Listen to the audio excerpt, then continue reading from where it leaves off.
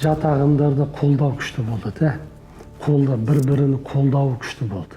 Мысалы үшін Абдулла Зуфар деген жаңа уағызын шығаратын болса, бір семьяда 8 телефон болатын болса, 8 балада. 8-і бәрі просмотр көрді да. Ол 8-і тағын басқаларға тарқады.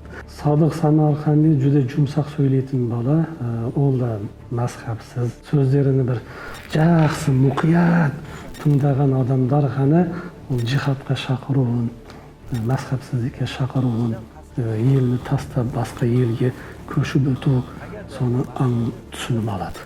Қарапайым тыңдайтын болса оны түсіне алмайды. Кез келген дини саяси ағымны көзге көрінген қателігі ол мазхабқа қарсы шығу. Біз Абу Ханифа мазхабыда, Матуриди ақида мазхабыда болса, соған қарсы шығу біріншісі. Екіншісі салт дәстүрге қарсы шығу. Сонымен жас балаларны алдап арбап жатыр. Өзіні сеніміне кірмегендерді кәпірге шығарып, мүшрикке шығарып, мұсылманмен соғысу. Мұсылманның қанын төгу, мұсылманның малын алу. Тыныш, бейбіт тұрған жеріне тыныштығын кеткізу. Бұлар мақсаты сол. Зуфар, Самарқанди сияқтылар пайдаланып жатыр. Психологияны меңгерген, олар бәрі оқыған, оқытылған, дайындалған. Проектмен жұмыс жасап жатқан жігіттер ғой.